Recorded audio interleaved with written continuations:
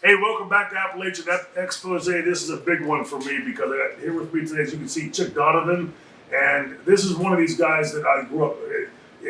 We have a great time always, and I'm a big mark for the wrestling business.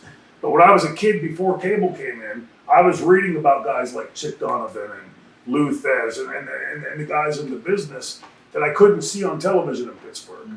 So for me, this is a great one. I appreciate you being here. So we'll start right at the top as we normally do. Like, how did Chick Donovan come to be?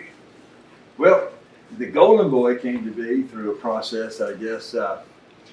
I always wore the same color shoestrings I wore my trunks. And one night we were in Columbus, Georgia, and Wrestling 2 was in the dressing room there. And I had the gold lame shoestrings in my white boots, and I had the gold lame tights on. Yeah. And he said, "Son, you should call yourself the Golden Boy." Yeah. So after starting the business a few years prior, I became the Golden Boy Chick Donovan, and it's kind of stuck.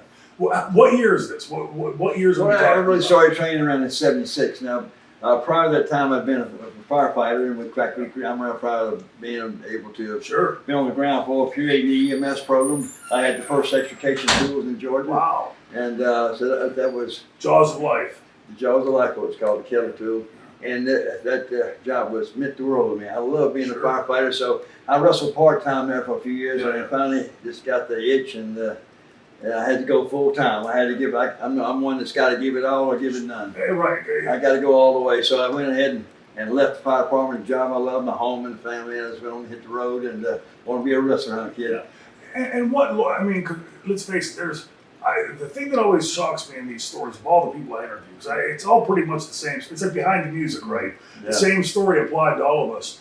We all somewhere got smitten by the wrestling bug and made whatever crazy choice to try to get into that business. Mm-hmm. What was that avenue for Chick Donovan? I mean, who were you watching? What were you watching back then? Because it wasn't clearly as ubiquitous as today.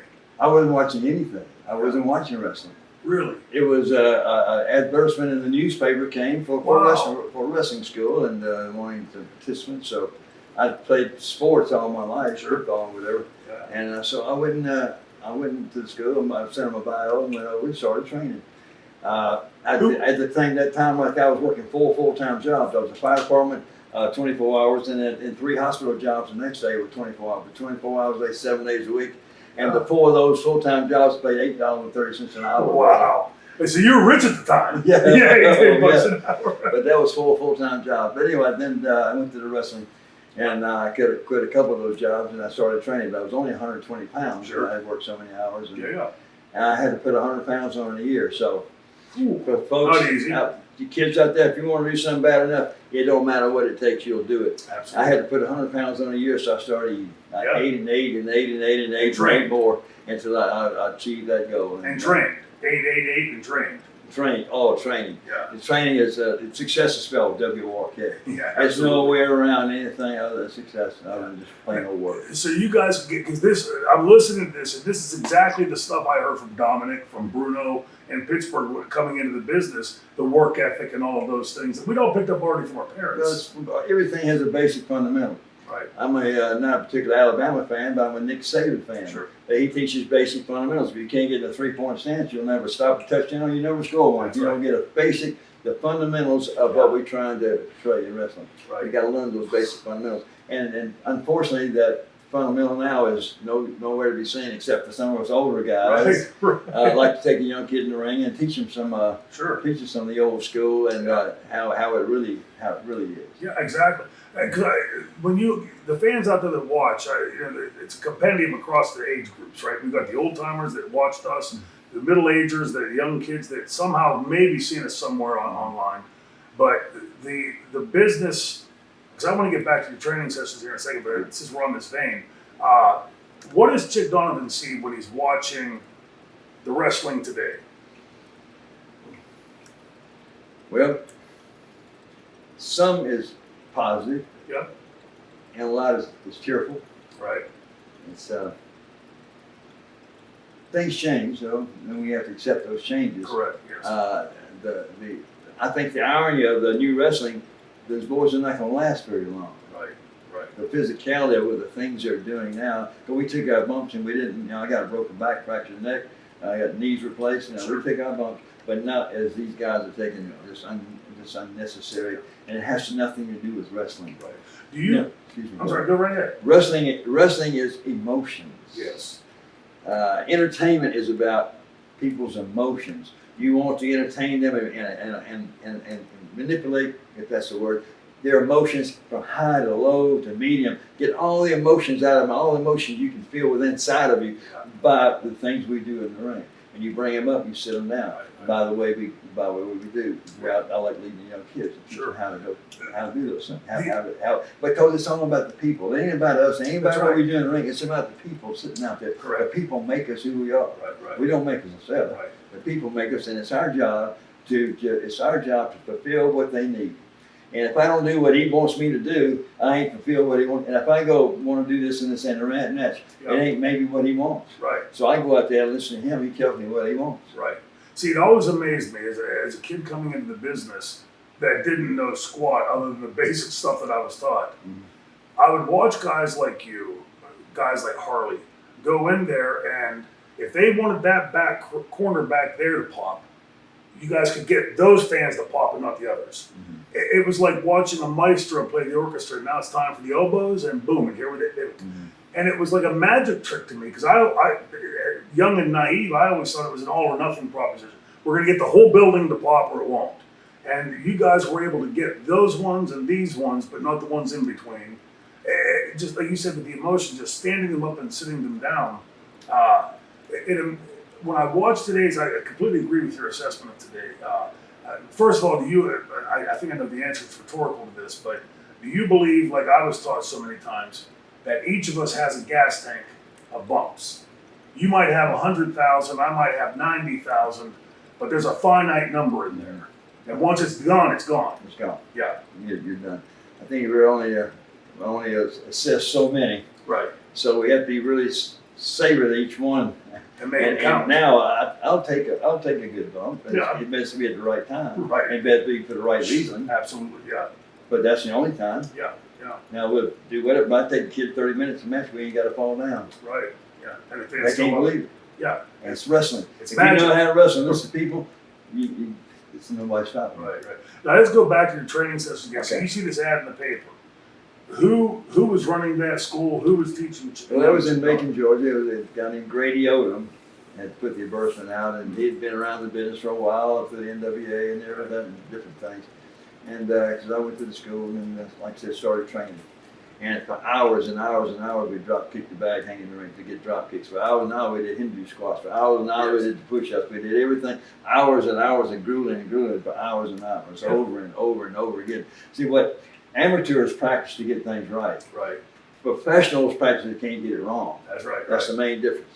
So let me ask you, in this gym where you were working in the mid-1970s, it was nice air conditioning and nice soft mats. Oh yeah, it was nice locker room. Oh yeah, it was really nice. Yeah. It was a boxing ring. It was hard as a dang rock. It goes thump. Yeah. So we start out training. You get on the first rope, or you stay on the floor and you fall on your back. Boom. Yeah. That sucker. And then you get on the first rope. Boom, 10 million times. You second rope, boom, top rope, boom, over and over until your body gets conditioned to take you up. Yeah. So, but that boxing ring was. Other than hell there, wasn't it? It was hard. Yeah. It's, and it really is that kind of stuff because Dominic was an old timer, so he was teaching the same way that he was taught us great with the basics, but it was 6 months, I believe, before we were allowed to even step in the ring. Yeah, so the ring is sitting right there. We're young kids eager to get in that ring. And there's a wrestling mat over here, and we were on that mat for the first 6 months, learning the amateur style. And you have to earn the right to get in the ring. In Japan, the boys have to get cauliflower ears before they get in the ring. They have to spend years, I don't know how long the process would be, of getting the guys coats and jackets and doing all the runaround and getting their ears bumping just to be able to get into the ring. Sure. Nowadays, the kids get in the ring out of very, very little training and blah, blah, blah, blah, blah, and they lost the whole concept of professionalism. Yeah. Well, to me, we always hear this like old school, new school. And like you said earlier, and I don't want to put words in your mouth, but old school and new school are basically the same thing. It's all the approach to how you do it. There's a basic way to learn, and it's not just wrestling. It's if you're going to be an auto mechanic, a carpenter, a teacher. You have to learn the basics of this stuff first before you can get up and running. It appears to me that the kids today, I'm jaw dropped when I watch their athleticism. Mm-hmm. They literally defy gravity. Stuff you and I could never even think of. Unbelievable. But not one bit of it makes any sense. I used to come off the top rope occasionally. Occasionally. That was, I took the first superplex from, I forget who it was, he's passed away now, but that was incredible, and that was a bump, Sure, that superplex. Well, Yes. that was a heck of a bump. I remember the days when we weren't allowed to come off the top rope and think, just ordered that it was not done. Mm-hmm. But I think so oftentimes we get kids in the business today or fans in the business thinking that guys like us that are not spring chickens anymore, but that we have like some reason or desire to want to criticize, and it's not that. To me, it's the mark in me holding my breath and crossing my fingers to watch these kids with this amazing athleticism start to put it together in a fashion that makes sense, that tells the story, because I think they can blow the lid off the place, but we don't get that. And there's one organization that's out in a major organization, I mentioned, I guess, Yeah, sure. Yeah. They got some veterans in that background. Right. They got veterans in the office, Right. and they some tremendous matches on that part. I call it old school, or Yeah. whatever you call it, but real wrestling. It's The fans would call it real wrestling. right. I used to like to watch real wrestling. Sure. That was in the 70s. Yeah. TBS and all, back in those days, it was real wrestling. Headlocks take over, it was real wrestling. So as somebody who never had watched wrestling, and you see this advertisement, and you go to it, because to me, I was a supermark for the business, right? Watching it from the time I was a kid growing up. It had to be a difficult thing to get to learn how to work. Watching that, like being an athlete, having come from real athletics, and then coming into athletics / entertainment. How did you master that? How did you go about that? I get it. It's something I wanted. Right. It's something I gave up a life for. Sure. So no matter what the objectives are, you overcome them. Mm-hmm. If you don't know how, you ask somebody. If you got a work ethic in kids, if you got a work ethic in life, anybody will tell you how to get where you want to go. Right. They'll help you get there, but they ain't gonna do the work for you. Right. But they'll give you information how to get where you want to go. If you have a work ethic, and it's all about the work you want to put in. If you want to put the work in, you can achieve the goal. I had to go to TV one Saturday morning. We were going on tour. Yeah. Getting where you want to go, because if you want to get there bad enough, I didn't have a car. I'm in Macon, Georgia. No wheels. I didn't have a car. Yeah. Something happened, whatever you do. I don't want to be that transparent, but anyway, so we're going on tour from TBS Sure. that coming week. So I got a suitcase full of stuff, and it's got wheels on this thing. I'm pulling one. And I got a wrestling bag as heavy as lead, and I got a suit bag with all the clothes in it. And here I am, walking up Highway 75. I had to go up 475 first to get to 75. Now I'm walking up, and I look down at the wheels are gone off my suitcase. It's got a big hole in the bottom. I'm dragging up that interstate. Can you see it? Just dragging that heavy bag up this. But I'm going to TV, baby. Heck yeah. And I made it. And you made the show. I can't tell you how, but Lord, I made it. Did you have anything left when you finally got there? Got the bag with it. It was all destroyed. But yeah, if you want something bad enough, Sure. whatever it takes. Now, back then, like you say, going on tour, because I know around that time the business began to transform, much wider, much bigger audiences. What was a tour for the NWA then? When you were going on the road, what did that entail? Well, this area, Huntington, West Virginia, Parkersburg were two of the major towns going into Did you guys fly or Columbus. drive? I'm sorry, we Fly? flew and drove, Yeah. different Yeah. situations.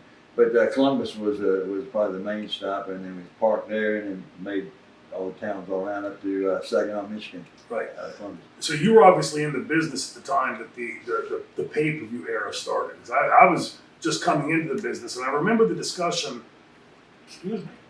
when it started. They had like maybe 4 a year, and those would do well. And then the argument came, can we do it every other month? Can we do it every month? Can we do it every other week? And there was this debate of what's too many, what's not enough. And what was your take on that in the business coming in at the time it was going to the pay-per-view? I don't know. I may not have gotten to that point. I was still learning to work, learning the trade. Sure. I'm still learning, 47 years, still learning Oh, the trade. Yes, sir. You never learn, you still have to evaluate everything you do and figure out how you could have made it better. Yeah. If it was great, it could be greater. And Sure. just think about little things, it's all about details. Life's all about details Yes, and sir. our decision making. We have to make decisions in the ring.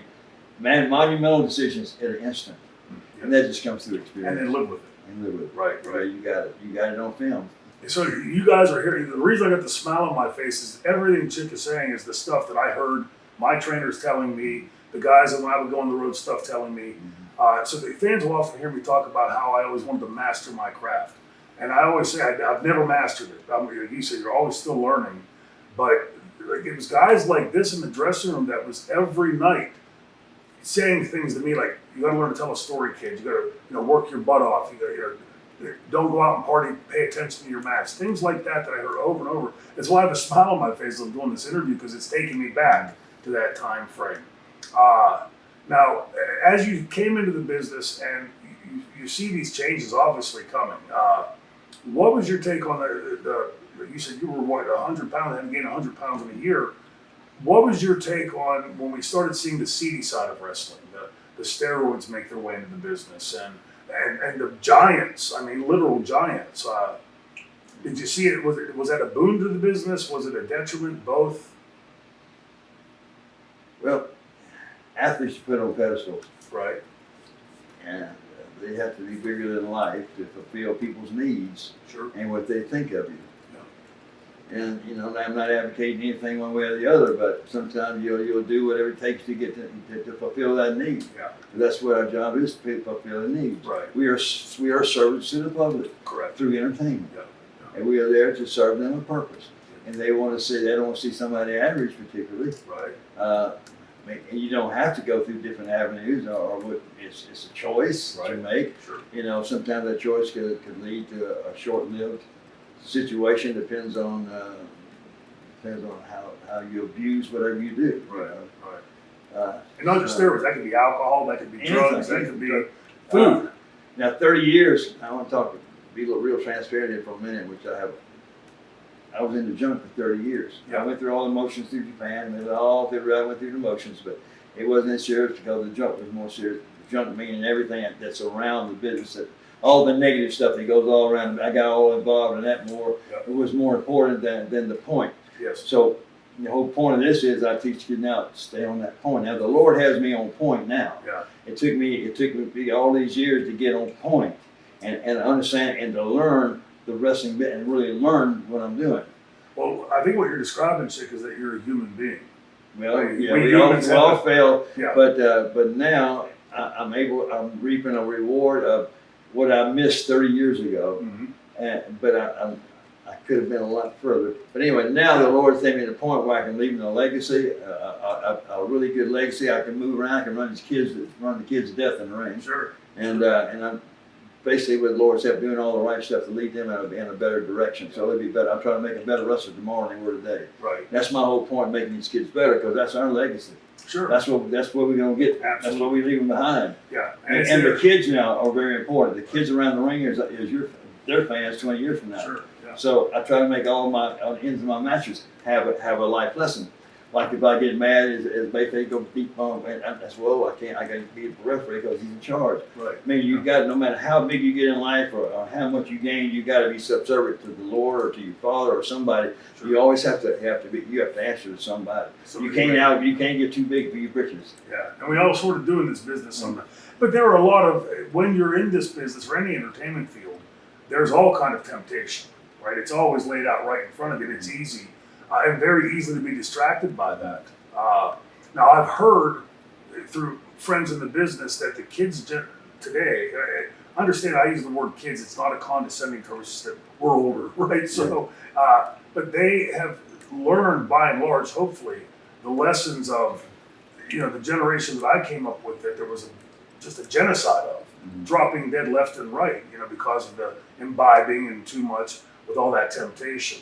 I'm glad to hear that you found your way through it. You talk to people and you try to relay the stories of, having been addicted to something or whatever the temptation is. There's plenty of them, Yeah. and being able to move beyond that and how difficult that is to change your life that way.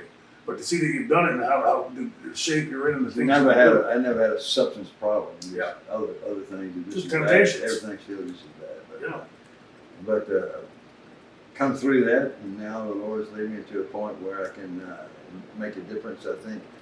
And well, for instance, like I said, on all my ends and all my matches, I try to make a life lesson to the kids. Right. And the other day, with an 8-year-old came to me. He said, "Chick, since you got cheated out of your belt, I want you to have mine." He had one of the WWE Wow. belts, World Heavyweight belt, and one of his pride and joy. He said, "I want you to have mine since you got Yeah. cheated out of yours." Yeah. Yeah. And so you got the lesson of giving, right? Boy, that just hit my heart. Yeah. So the next show, I put him in the ring, put the belt over, and made him Mr. LaGrange, and made him my hero. Sure. Yeah. And his mom would call me the Betty White of LaGrange. I said, man, so Yeah. you know those things. You know, the more you gain, the more respect you earn. I guess the more that people look up, there's more responsibility you carry. Yeah. Now we carry a lot of responsibility. Everything we say and do in front of that in that entity is so important. It's everything is positive for those kids' benefit. So what's your take today? We'll skip over. Like my youngest son is 16, and very much into sports. Mm-hmm. Right. That's his Bollywood. But you know, he'll go through this thing. You hear like the LeBron Jameses and these worldwide international superstars saying, "I'm not a role model. You know, I don't want to be a role model," and they sort of slough that off as if there's no responsibility to that. And I've always, like I tell my kids and I tell fans and I tell the kids that I want to do seminars, when we step into this business and decide to go in front of this camera and in front of the audiences, whether you want to be or not, you're being a role model and kids are watching you. You know, it doesn't have to be wrestling. In the gym, for instance, those who come in and start training hard and start getting, now they're role models. They got responsibility to help somebody else get to where they're at now. Yeah. Somebody wants to get better. It's their responsibility to help him do that, Right. and to lead by example. Exactly. The more you gain, the more responsibility you carry. Right. I think for other folks. Sure. Everything you say and everything you do. Absolutely. I mean, I don't like to get too down the stream on this stuff, but for me, I consider it a blessing that I was born in this country, a blessing that I met Dominic and found my avenue into this business, because I can still vividly remember the young kid watching wrestling and reading about wrestling. And if you'd have asked that kid at that moment, "Hey, are you going to go into wrestling?" That would have been like saying, "Hey, kid, are you going to go to the moon?" Like, I would have no idea how to even go about that. And, you know, blessed in the sense of all the things that I've had sort of laid at my feet. And at the time, not really recognizing it. But in hindsight, now being a father, recognizing it and trying to relay that to my kids. I think the point that you make with your wanting to leave a message at each of the matches, and then doing it with a young 8-year-old kid like that, other kids in that building are watching that, and they're going to understand, like, hey, if I give, not that you want to just mimic and do the same thing, but there's, like you said, a life lesson there that bleeds through, right?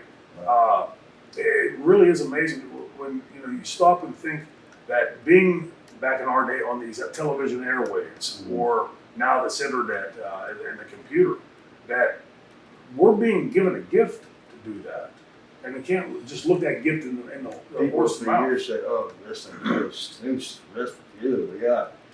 But what we can do, what the positive stuff we can make out of wrestling is monumental. Right. No matter how they think about it, but we got monumental control of what we do. Right. To influence. Well, today they call it influencers, right? Online. If you have somebody that's following you, you're influencing them.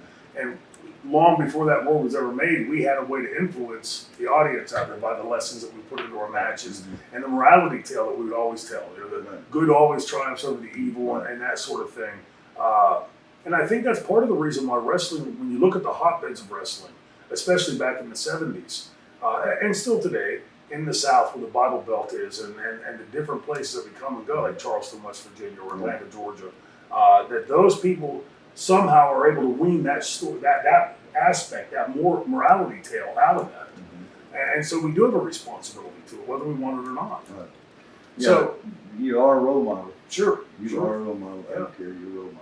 So now you've trained, you've come into the business. What promotion gave you your first break, first doorway into the business, into the upper levels? Well, I think, talking about going way back to the 50s, I watched wrestling once on TV, and Gorgeous George Sr., Yeah, I guess called him Sr., the original Gorgeous George. all the flamboyancy and all the stuff. His referee was Red Shoes Dugan. Now, this is some years later, I'm in California, and they, I can't think of his name, a guy that owned the Olympic Auditorium. He liked that. He liked all that spark, all that grandeur. Yeah. But Red Shoes Dugan was there. He was my referee. And get to a point in a minute. And I wore all this kind of gimmick glasses, all this different stuff. I said, what should I wear tonight? He said, always wear all your stuff. You never know who's watching. Yeah. Get to a point now. I wore all my stuff. So, and TBS had a match with somebody who it was. I wore all my stuff and I promoted Jerry Jarrett saw it. He liked all my stuff. Yeah. So they calls me up and I get a break in Memphis. There you go. Get to the point of answering the question. Right. So by taking the advice of somebody you'd seen, working with somebody you, right. you looked been up there to, for a long time. Yeah. right, and the sayings that he could give you, it opened the door. It opened the door. And amazing. You see, it's comical to me, not comical, but it's interesting to me that in all these interviews I've done, there's always that moment in each of our careers where some door opened that if you would have kicked on that door for 10 years, it would have never opened. But somehow, just by wearing your stuff, that door opens and here comes the offer, right? I always tell my kids, never not attempt to go through any door. If the door is offered to you, try it because you don't know what's waiting on the other side, right? You got to take advantage of all your opportunities. Sure. First of all, you got to recognize your opportunities. Yeah. I missed 2 or 3 of my big opportunities. We all did. I missed that. But now it's a whole in another era. Yeah. Now we can leave that legacy I want to leave now, and wherever we go, and put smiles on folks' faces. And one thing about being a wrestler, we can be stupid and make people laugh and be cut up and just be crazy, but we get away with it because we like to say we're wrestlers. Right. But making people smile and laugh is I think, mine. Yeah. Well, I had that lesson taught to me. We were at I think Fort Bragg maybe, one of the military forts, and doing a show, and there were a lot of the young kids, they're GIs, and they were, we've been a fan of blah, blah, blah. And I said, well, I play a wrestler on TV. You guys are keeping the world safe for my kids, so I'm in awe of you guys, right? And one of them, I said, what we do in the overall scheme of things isn't that important. And I had my handed back to me. I said, no, you kept us entertained, and that's a very important thing. Yeah. Change their mind. Yes, the mundanities of life, right? They gave them a little peace of mind Yeah. for a little moment. Correct. For a moment in time, which was monumental. Sure. Well, I mean, every human being walking the planet has a tough day at work, has a tough day at home, having travails of life, where that's just a human experience. And if we, in our boots and tights, can in some way allow them to forget about that for 20 or 30 minutes, I guess in the overall scheme, that is fairly important. It's very important. And it's our job to relate that. Yeah. Make people feel better, I think. So you said that you had some regrets in your career. Like, what regrets does Chick Donovan have looking back? Oh. 'Cause I think we all do, but I think listening but not listening. yeah. Or the better way to put that is listening and not heeding. Yeah. Sometimes you want to do your own thing, and then sometimes it takes you 3 times to get back to square one. Yeah. But I don't know. I just went along with the, like I said in Japan, it wasn't that important, but it was important. Sure. Even this right now is monumental to me. Yeah. This interview, this show we're doing tonight is so monumental because I think now my career is revolving from here in a bigger scale now, where I can leave legacy a lot of different places at this point right now. Sure. The Lord's opened up all these other new doors. Yeah. We had to travel a few miles, but it's a legacy we can leave and leave those stories behind in the ring. Yes. And he's fulfilling my career now. So I'm 75, so I don't know how much time we got left. As long as he still got it, I'm gonna leave when I still got it. I'm gonna leave when I used to have it. Yeah. Well, I think the fact that you're recognizing it, right? That's we go through our young period in this business where it's all about the candy that's out there, and it's easy to get distracted by that. But as we get older and realize that, it's incredibly humbling to me that when you come into this business and you see all these giants before you, who's going to remember me after all these guys, right? Because they're so brilliant at what they do. And then you somehow stick around and manage to make some kind of a mark and realizing that there was a responsibility to that.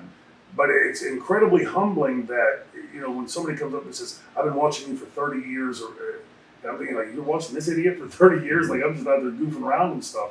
But you begin to realize that how important that to that person, how important that was to them. I think there's probably a normal card on an evening is probably if you got 5 matches, you got 12, 13, whatever people. That's kind of referee on a card, 13 Right. people, and you got 13 stars.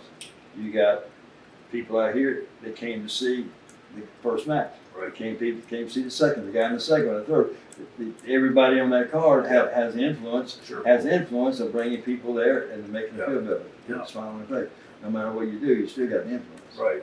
And then introducing them, somebody walking in for that first match Mhm. might not have ever seen Chick Donovan.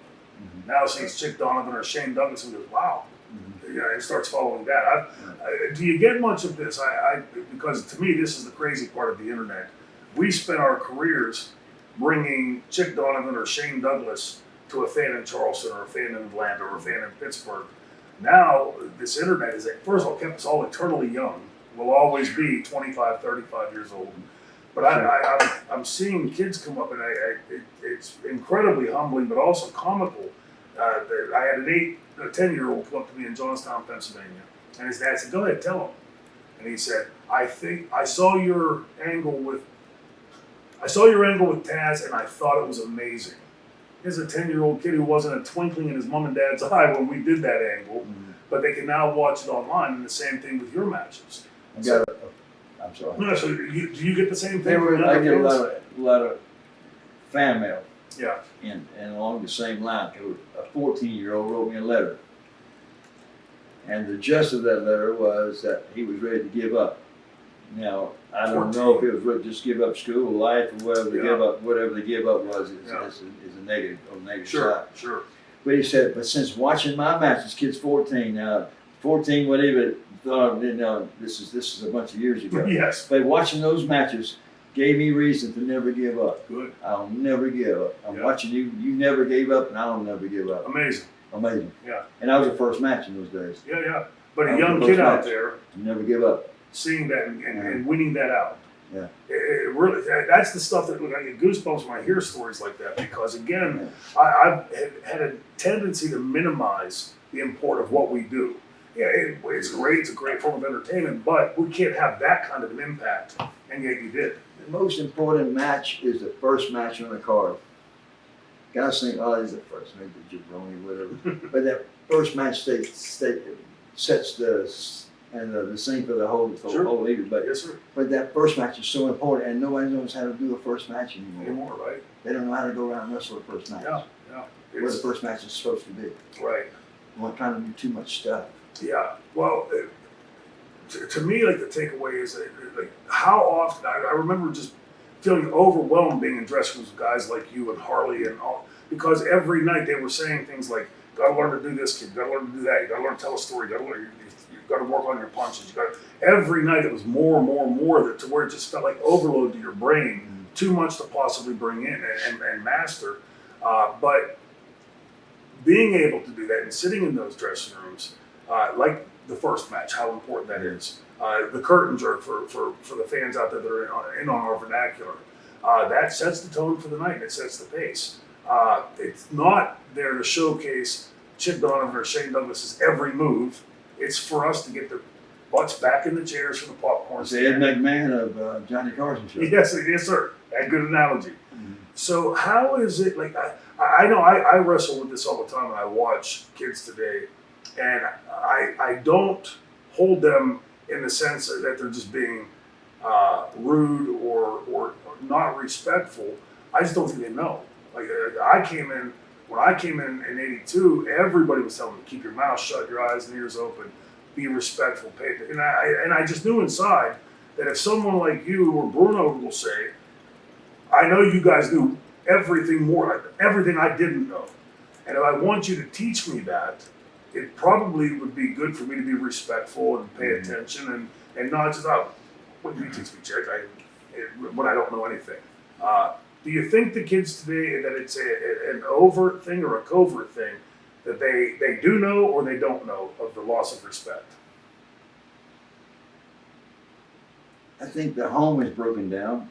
In the 50s, when I grew up, Dad was at church. We were at church every time the church door was open. That was our life with the church. Yeah, we had supper together every 7 days a week.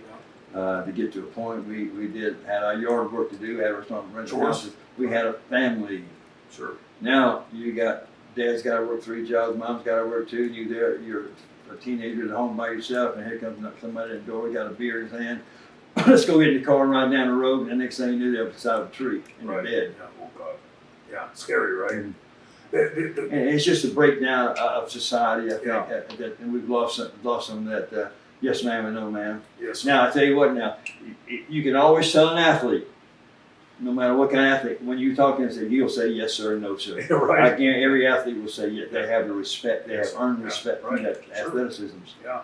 And how many times you've heard, whether it's wrestling or football or amateur wrestling or basketball, and when you hear them at 35 or 45, will always say, Coach so-and-so when I was in the 8th grade, or there was always somebody that had an impact on their life, right? That got them on that path. You know why? Because their dad ain't smart enough yet. Yeah. They ain't old enough to know their dad's smart. Right, right. They have to get older. They have to get to be 45, 50. No, my dad was pretty good and smart. Well, I say that all the time. Growing up, I was a little bit arrogant. I was the first one in my family to go to college. And I knew my mom and dad, I don't mean to imply that I thought they were stupid or anything, but I just thought, well, they don't understand, right? And the older I'm getting, I'm thinking, boy, I hear my dad and my mom in my head all the time, things that they would say, how brilliant those people were. They weren't college educated. My God, they figured the world out. They had the life, man. Yes, sir. They've been through the life. They know the deal. They know the deal, brother. My mom used to say, you don't get to be 50 without living it. I know the deal. The same action has the same result. Yes. And, if you know that the difference between stupid and this man, I think, the difference between stupid and ignorance is if you know the finish and do it anyway, you're stupid. If you don't know the finish, you can be ignorant. Yeah. Good, but when you get guys that are just stupid. You've seen in your career, I mean, I saw like sort of halfway through it, this evolving into what it's become. But you've seen it, you were in during the territory days and watching the business go to this, down to like basically one major company. Now we have 2. The obvious things, obviously bad for the wrestlers, but do you think that was a betterment of the business or a detriment to the business where all those territories were basically put out to pasture and now there's very few hands controlling the industry? They say anything negative about anything. Yeah. But, it's just the involvement of the new era, I guess. I don't know if it's greed. I don't know what. Yeah. Well, it's just power. Right. Take over the country. Yeah. If you can, if you got enough clout. We've got the strongest TV. Take over the country. But trying to figure out how to answer that question. Now, those territories were so important for the fans. Right. Now the fans only get to see one group of wrestling. One brand of wrestling, one way of doing the headlock, one way of doing this, that, and the other. Before they had lots of different ways to see a lot of different things. Right. They're more widely entertained. Right. But before it is now. Yeah. Now you only got one thing to watch, whether to turn it off or turn it on. Right. And for the wrestlers, for us kids coming into the business, to me it was an incredibly valuable learning experience that you come in, don't know really anything. And then you get put on the first, second match with this old timer, that old timer that knows the deal. And you learn a little bit there and you push up and maybe go to the next territory and learn a little bit more. But 5 years in, you might have been through 30 territories and learned an ungodly amount of stuff. A lot of business. So that when they finally see you on TV, you look like a fairly polished wrestler. Instead of now where it's all in the training center. Either got it or no got it. Exactly, sink or swim. Either you do it or not. Okay? Right. And no chance to really learn on-the-job training in Right. front of an audience. Yeah, it's the changes in the industry from the 70s to now. Like, I always try to convey this to the fans because I was towards the tail end of that, but I was a fan. I loved the wrestling business in the time, the 70s moving forward. And looking back on it, even during my career, and seeing, I remember the debates about the number of pay-per-views, what was too many, what was too little. I remember the debates about the territories, good, bad, indifferent. And I remember all of those things, but now sitting here and looking back, it seems to me that I greatly benefited from having those territories and having all those different styles of people to work with and learning a little bit from each one. Do you think the same thing? Or? Well, I think there's definitely, I got most of my experience by working with all the top guys. Right. I worked first match most all the time. I'll be glad to take that first match. Oh, yeah. Yeah, Really I fun. open that curtain every night to put you on the card. Yeah. Yes, sir. But I had the opportunity to work with all the greats from Hogan to Andre to work with all these different styles with point of Right. Right. I learned how to do all these different styles because they were all different. Now it's just, Like us style. It's you know like you're saying with Andre. Obviously, you wrestling Andre would be a different match than you wrestling, say, pull a name out here, like a Harley race or like very Grand Armstrong. yeah, and every night a different style. It's a different game. But when it comes Yeah. time for you to get, like, say, one of these bigger, when the company, the business has dropped down into fewer companies, if one of those company calls you and puts you in the ring with wrestler A, you're going to know how to do that. Same as wrestler B, C, D, because of all that experience you have. And now that's out the pasture. Yeah. It's, I've heard the stories from Bruno and Dominic, you know, which to me was just like a kid sitting and listening to Santa Claus. Oh, yeah. You know, like, to me it was like here's like two of the greats teaching me. What I heard the stories and the stories that the morals of the stories they conveyed. They would often talk about the road trips and who they were traveling with and the tight bond that those people had. And unfortunately, in my career, I saw the opposite. It was more about politicking, hey, so I can get close enough to stick that knife in your back, as opposed to that connection that we could trust each other and work with each other. The paternity got a glitch in it. Yeah, That close fraternity. right. And I think it comes through. Could be with arrogance, could be finances, it could be a lot of stuff that comes with people. No. Fraternity, you're right. What do you call it? Was the politics, I know it's been since I broke in '82, was the politics always there in the business? Was that something that was always festering around, or did that rear its head at a certain point? Well, I think when I came with Georgia Championship Wrestling, Ole Anderson was running the crew. Mm-hmm. And he'd tell you, I got this, I got that, and that's all it is. If you want to come on board, you got this. Right. And it was just, it wasn't politics. Right. This is your job, this is the job I got for you, take it or leave it. A reality. Yeah, Yes. it was kind of, that's the answer to it. Right. But it wasn't any politics, particularly, it was just, he just put you in a spot. If you handle it, you kept the spot. Right. Now, those fans in Georgia, and then, like, I remember you guys coming up here to West Virginia and Ohio, the fans at that time, like, my take on fans from the early part of my career, and then what I remember watching as a kid, but then seeing now, I was at a show, promotion's name is irrelevant, but I was watching the response from the audience, and it didn't seem in any way real. The response seemed, it wasn't like boo, heel, hooray, baby face like that. It was some saying that they had heard online, like some mantra that they would chant, and the other side would then chant back. To me, it seemed more contrived than, you know, and I've heard that, you know, again, just what people tell me, that at WWE at WrestleMania, they'll put up on the scoreboard cheer or boo or whatever. I don't ever recall the people that I was working with or learning from as needing a cue to get a boo or a cheer. It seemed like they could just do it magically, right? Same belief. It seems to me that the fans that you were working in front of then were a lot more candid in the way that they would respond. I think when the TV went to, say, big NBC, the rules and regulations of airways, that I don't think there's any rules and regulations anymore, language or whatever. Right. But it was so particular, you had to go by every word for word in all the interviews. Yes. They told you exactly. So if they just controlled everything you did right there. Right. That's even Yeah. fun, but No, they control what you said back there. Sure. So you couldn't just go out and just ad lib No. however you wanted. You had to stick with it, what they went to NBC or CBS, whoever the network was. Sure. Now, I got a, in your career, in watching, when you walked into a building, at any point of your career, did you ever have to go to the dressing room and say, "Hey, I'm Chick Donovan, this is my finish, please don't use it as a spot"?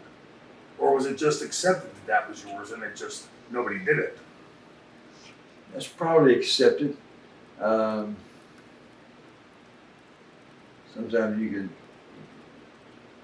don't want to have any duplicated finishes. Right. I think when you earn the respect, they're not going to do it. Yeah. I remember watching Bill Watts being very specific. And same thing we talked about moms and dads earlier. We thought we were smarter and all, they echo in our heads.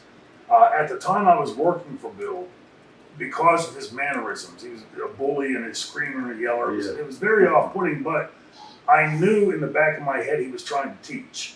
And I didn't like his style, but I knew he was teaching.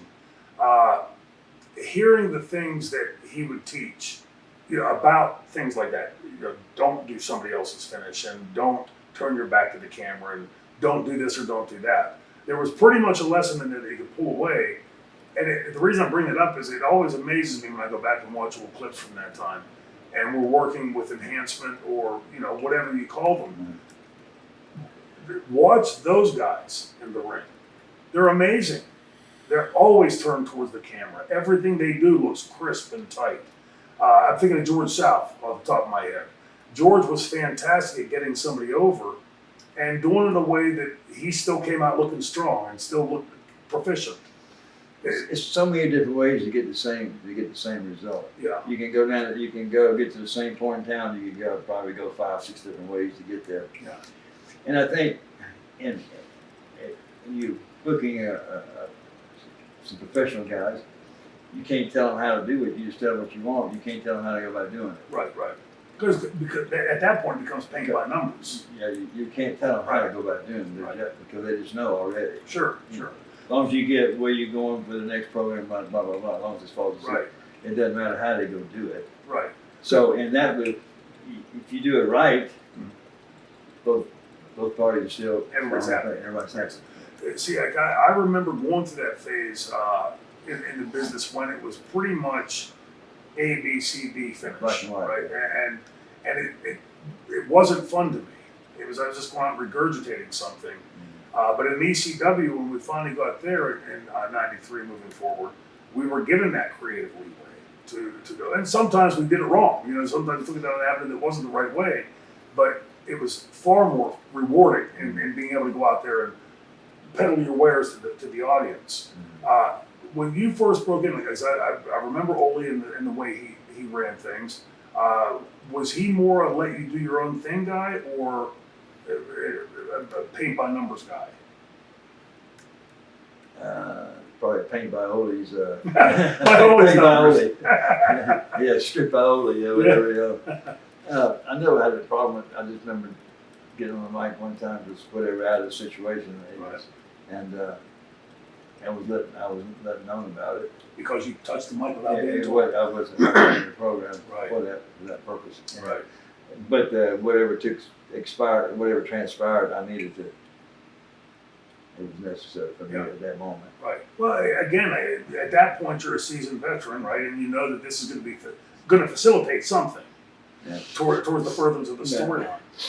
But I liked Ole. Yeah. Some guys didn't. But Yeah. We had a chopping contest one time. You like tough guys. Yeah.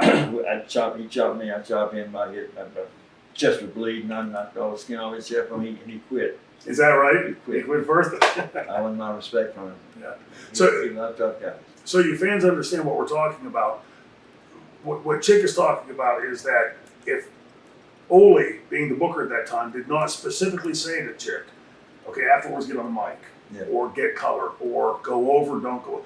We weren't allowed or given the leeway to just ad-lib something, even if it would add something to it. We had no creative power. Correct. No creative power at all. We were always just puppets to someone. Right. To an organization, to a committee. Right.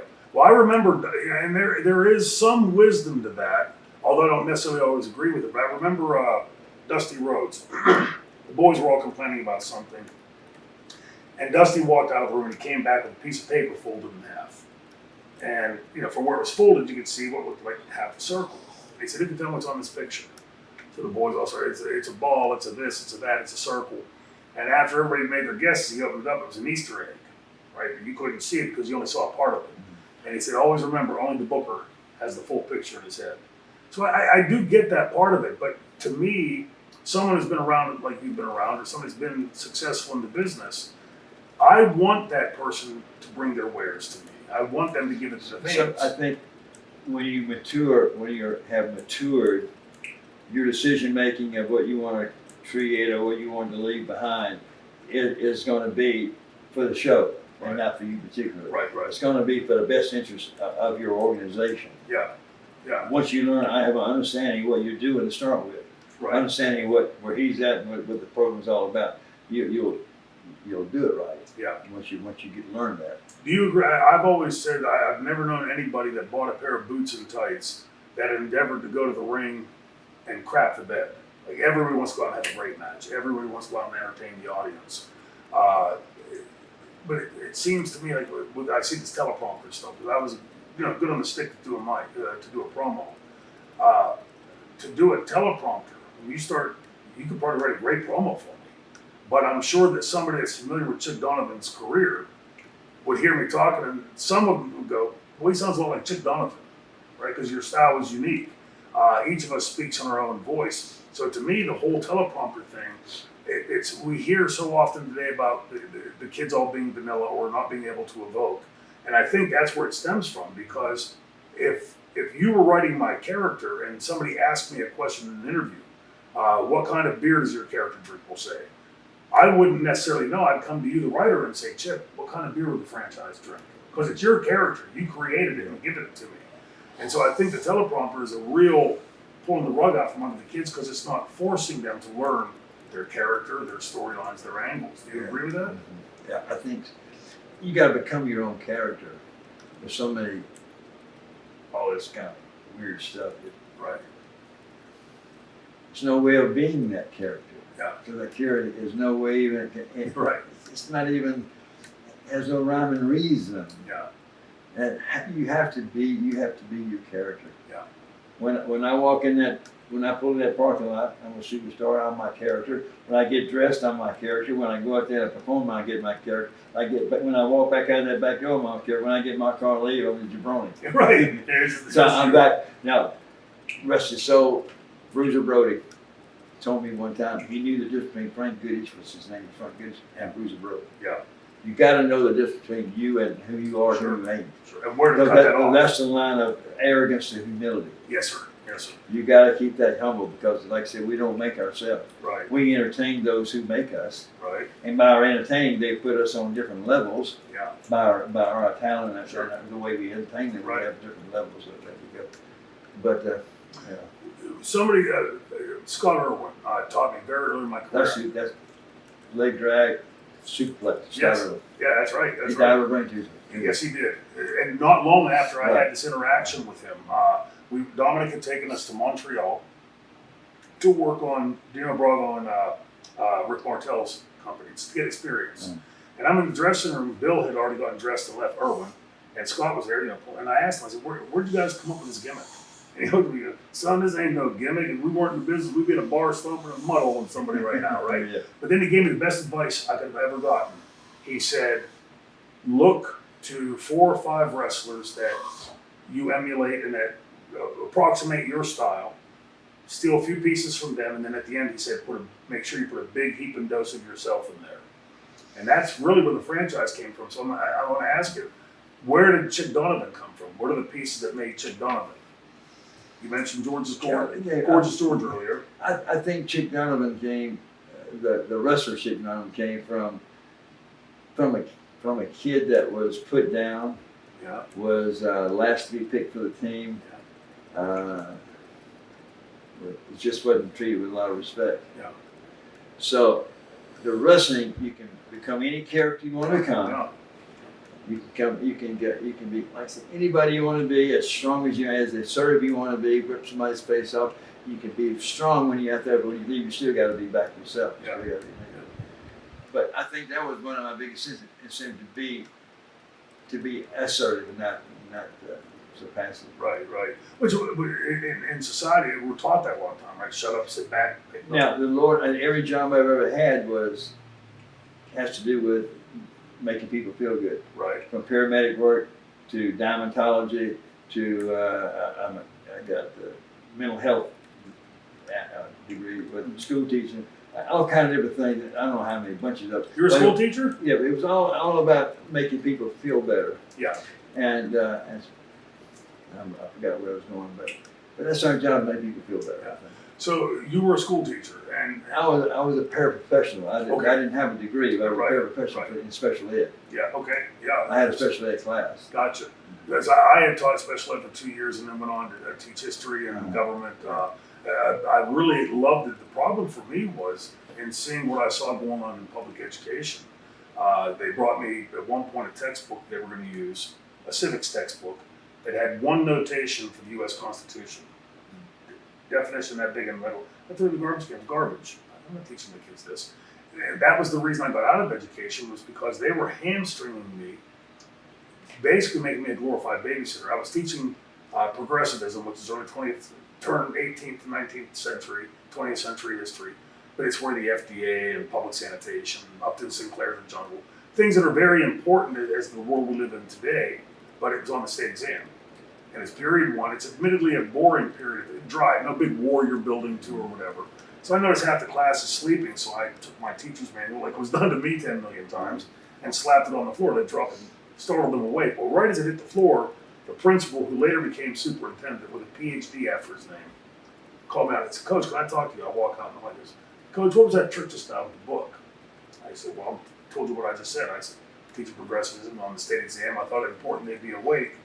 Strike me dead, this guy who was running the school looked up and down the hall to make sure they could hear me. He leaned in. He didn't whisper, but he spoke very low. And he said, "Mr. Martin, we have an unwritten rule around here. If your kids are sleeping, they're not causing trouble, let them sleep." The principal of the school. I knew, as a product of public education, a pretty darn good one when I was there, when I was learning, I had fantastic teachers. And those kids that you talk about are impacted as performers. As a teacher, you have a real impact on these kids. You can lead them to water, get them to drink, and maybe not, some will succeed, some won't. But some kid down the road is going to say, "Mr. Martin taught me this," or "Mr. Donovan taught me that," whatever. And I think today we're just seeing, I got sidetracked here, but I think today we're seeing a big detriment in public education not fulfilling that role to being role models to the kids. There's not a dressing room I go in, we don't have school. Yeah. I'll sit there, how long it take after the show, I'll sit there, someone said, we'll sit and talk. Right. After school. Sure. It's all about school. The trip home is all about evaluation in school. How could we done better? All those things you need to do to evaluate, to get better. We always got to get better. Yeah. Better and better and better. The reason I'm smiling is you're saying, talking about the back to the hotel or back home. When I was with Ricky Steamboat, every night driving back, no matter how long it was all about assessing what we had just done. And and Ricky was never negative. Ricky, everybody knows and loves him. He would never say, "Hey, tonight you really screwed up," even when you did. He would say, "Tonight that was okay, but what if you'd have done this right before?" And I could stare out into the night sky, and I would, in my brain, see what he was saying, and go like, "Man, that would have been better, right?" Like, wow, you learn just in that car in the dead of night. Yep. Amazing. Yeah, I learned. It's with, so you've seen a huge transition in the business. I learned the other day. Yeah. I guess it's things we learn. Yes. There was a match, and we were in town, I'm not gonna call it town, but they were doing a thing in my gold jacket. I gotta go anyway. They stole it and this was that kind of thing. Right. And they came down the ring in my jacket, and I was working with this kid. That's why I'm coming down my jacket. Anyway, I took too much out on the kid to get to it. Anyway, I finished it, but then I was showing emotion on him where I should have been showing emotion out here. Right. To get to a point. I showed so much emotion on here, I almost turned myself heel and turned him babyface. You can do it easy. Oh yeah. You get sympathy on it was too much. Ended up throwing him out. I should have picked him up and hugged him. Yeah. And help him. Go help me get my jacket. Right. That's what I should have done. Talking about evaluating, I should have took him as an ally now and gone and got my jacket. Right. From the bad guys that got it outside the ring there. But to me, the bleed through on this is, at this stage of your career, as long as you've been in the business, you're still recognizing I'm mistakes still that you're recognizing. making. Oh yeah. Yeah. That's a mistake. And can fix it. One of the biggest mistakes I ever made, I think, was talking interview in Memphis. It's on, and it's been watched 100 million times. And I used the word chump. Trying to be a heel. Yeah. Didn't work. And heel. The heel is, I was working with Rocky Johnson. Yeah. With some type. Right. And, but the deal is, I just beat the best athlete that's ever walked the streets of Memphis. Better than Jerry Lawler, better than Bill Dundee, better than anybody that's ever been here. Now, who's the best? Yeah. Yeah. So it's the fine line between heel baby. Mm-hmm. Yeah. And see that's just not good. Yeah. Well, anyway, get back to the little story. I overbeat this kid, and I really felt bad about it. Yeah. He didn't deserve to be treated the way I treated him. Right. He had no. He was a good kid. Yeah. He just did not deserve to be treated that way. And I didn't have a chance to really apologize to him either. But it's another match in another town. Now we're working Bell against this shoe, whatever the object was. I got the object. The match was over. I got the object. And I'm holding the object here. Now I'm thinking about I was fixing to throw this on him. Yeah. I said no. What did I do to this kid? I beat this kid up in the ring so bad it wasn't good. Right. Now I've already beat him. Why am I going to throw a shoe? No. Right. Walk off and leave. Yeah. So you learn I adjustment. learned right there. Right. Yeah. No need to do that. Right. He Overkill. was already beat. Yes. Yeah. Slam him in to get that guy down and cover him. Yeah. They want to pick him up and do something else. Yeah. But yeah, you just got to know when to hold him in the fold. You feel those when you get Sure. when you get a mature in the middle, you'll feel the right thing to do and when, Yes. when to do it and when not to do it. You ain't got to call them. You just go. You'll feel it. Right. If people will give you that education, you'll feel the right Sure. thing to do the right time. Do you find it, like I look back over my career and I can recall several times being in a could be a big match, a small match, whatever, but you're in the ring and somehow, like for me it was always work. Like I had to always really think about it hard to get through and get a good performance. But there were times like the three-way dance with Sabu and Terry Funk. It just, at some point, just sort of took, like, the universe just sort of took over. Like none of us were really thinking, we were just doing. Right. And you go back to the dressing room after and think, like, why did we do that? Because I didn't call it, Terry didn't call it, none of us called it, it just sort of happened. And it's almost like there's somebody upstairs that, well, okay, I'm going to take over this match and we'll just sprinkle a little magic dust on there. And it just sort of somehow happens. Have you experienced that? A little story about I worked with, it was Johnny Swinger and a big guy from WWE.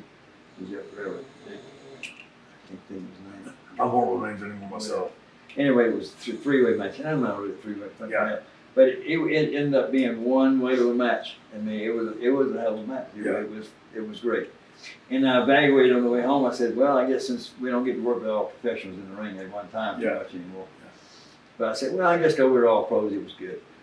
The next day at church, sermon was about respect and honor. Yeah. Dang it, the boys respected me and honor, and they fed me like I was Sure. I was starving. Yeah.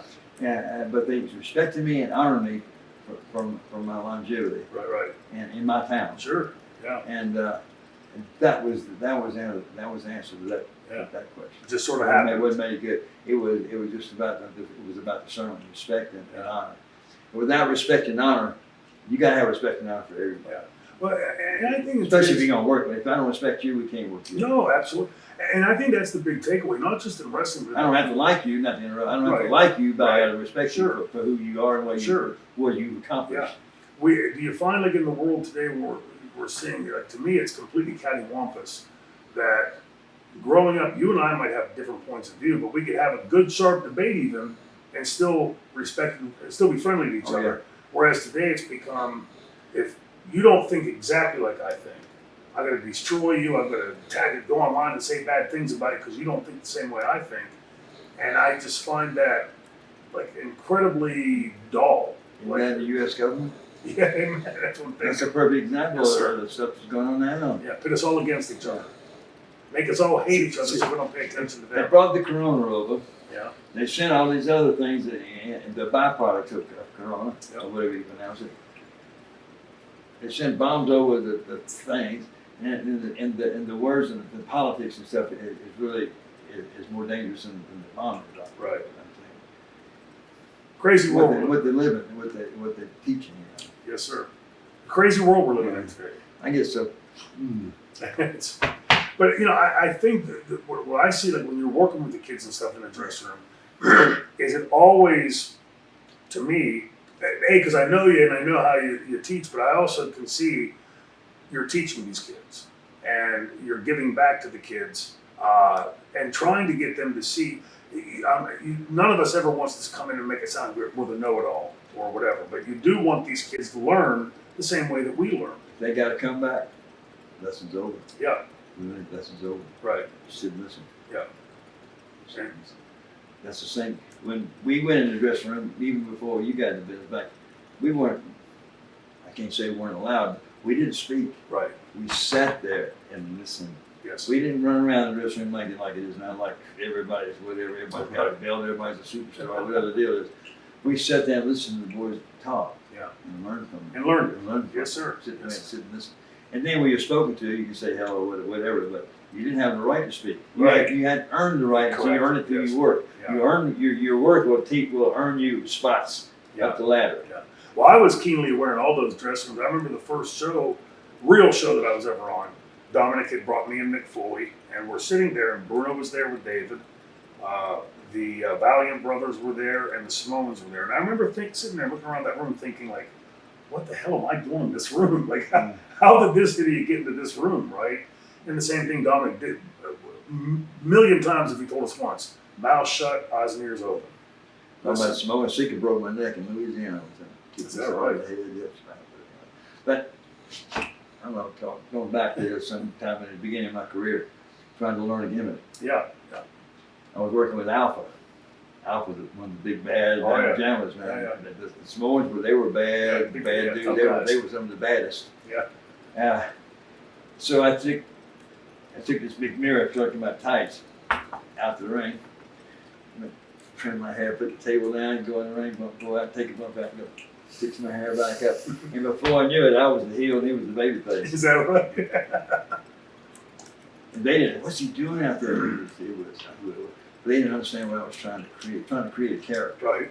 trying to create something, Yeah. just a character, I guess. No, back to that character. The character still me.